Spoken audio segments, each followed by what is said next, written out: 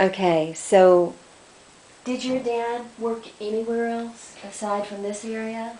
During the Depression, he worked on the farm here at Pawleys Island, and when we moved to Murrells Inlet right after the war, there was a farm there that he and my granddaddy worked on. Worked together. And yes, and then when the war broke out, my dad was able to get a job with a company that put asphalt airfields down in the southeastern part of the United States. So he got a really good job. Mm-hmm. He operated a Barber Green, which is an asphalt laying machine. And he did that for several years, and even after the war, he went down to Venezuela and worked for about a year doing that. Basically doing airfields? Yes. And during that time, he was able to save up enough money to buy a little farm at Murrells Inlet. Was that Bellamy Woods? Which is now Bellamy Woods. That was Okay. a 29-acre farm. And when he found another farm, which is up the road a little ways, Bayfield, he liked that one better, so he bought that and turned Bellamy Woods into a subdivision. Mm-hmm. Now, did he build his own home in Bellamy Woods initially? Yes, he and I and other people helped. I mean, he hired some people to help build a house, which when he sold it, a few years after he sold it, it burned down, so it doesn't exist now. It doesn't exist now, I remember. How old were you when you moved to that home at Bellamy Woods? When you built that, how old were you when you were helping build that home? I was probably either late 15 or early 16. Okay. Had you been working anything in construction before that? Had No. you been a builder? No, Okay. no. I just worked on the farm, helping them, gather tobacco and sell it. I worked on in the summer and the weekends at a little grocery store, at Parker's store, at not Parker's store, but Gordon's store at Murrells Inlet. And then when I graduated from high school in 1946, I think that's when I helped Daddy build the house, that summer. Because then a couple of my buddies from high school talked me into going into the Marines with them. So in September we went into the Marines. I was going to ask you what drew you to, what interested you about the Marines before you enlisted? Nothing except that my buddies, we didn't have anything, we were not trained for anything. It was pumping gas or bagging groceries, and they wanted to go and they wanted me to go with them, and it sounded like a good opportunity to do something. Now I know one of those friends was Frank Owen. That's right. And you had known him for how long? I had known him for several years in high school. He went to Myrtle Beach High School. He lived in Myrtle Beach, and I lived in Murrells Inlet. So we didn't pal around a lot together then because of the distance. And gas was expensive, Yeah. and you didn't have a no car. automobile. So the way we got to Myrtle Beach, the way I got to Myrtle Beach, I had a friend in Murrells Inlet named, we called him Bug Turbeville. His name was Clarence Turbeville. He and I would get on our bicycle, and these were all single-speed bicycles, and we would ride to Myrtle Beach, go to Socastee, pick up a buddy of his, and go back to Myrtle Beach and see a movie, and then ride the bikes back home. Were much of those roads paved? The only road that was paved at that time was 17. Okay, so And- you had a lot of bicycling on dirt roads. Well, the road from Myrtle Beach to Socastee was paved also. Okay. So you could actually pretty much get to Myrtle Beach and Socastee and a back paved on a paved road. Yeah. Okay. Who was your other friend that you went into the Marines with? His name was Marion Bass. Marion I haven't seen for quite a few years. He lives in Florida. But the three of us went into the Marines and went to Paris Island boot camp together. Okay. And probably the only reason we survived is because we were the three in there together. We could cry on each other's shoulder. So it was pretty tough. It was, I had spent the summer building a house with my dad in the hot sun, and in September at Paris Island we blistered. Because it was nothing but sand and Quonset huts at that time, which looked like a half of a big barrel that would sleep about 75 men. And they got pretty hot. Yep. Were they insulated? No. Not at all? No. So very cold in the winter, but you weren't there in the winter, were you? We went there the first part of September, and so by 1st of November we were at Camp Lejeune, North Carolina, which was our training base after we got out of boot camp. A little bit more comfortable? Yes. Brick barracks and no air conditioning, but heat. You know, they had heat in there and everything. And I imagine you still actually go to Camp Lejeune at least once a year. I was a member of the 2nd Marine Division while I was in the Marine Corps. I was a rifleman. I was part of a fire team of 4 men, and I was considered a rifleman, which in the Marine Corps means you're cannon fodder. Not really, but these were the frontline troops that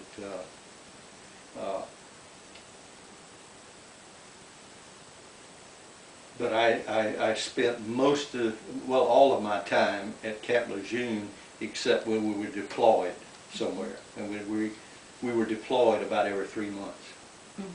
Okay. And what did you appreciate most about being in the Marines? Well, in the Marines, they train you pretty well. It was the pride of being a Marine, feeling like you could do whatever you needed to do.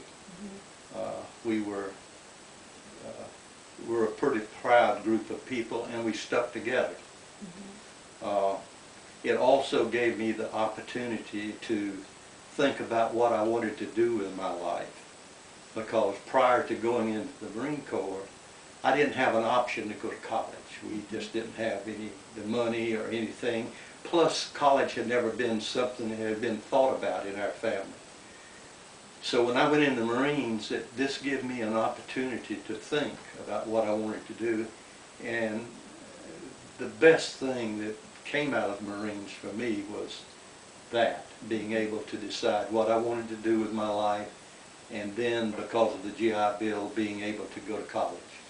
I decided what I liked to do and what I wanted to do and what I could make a living at.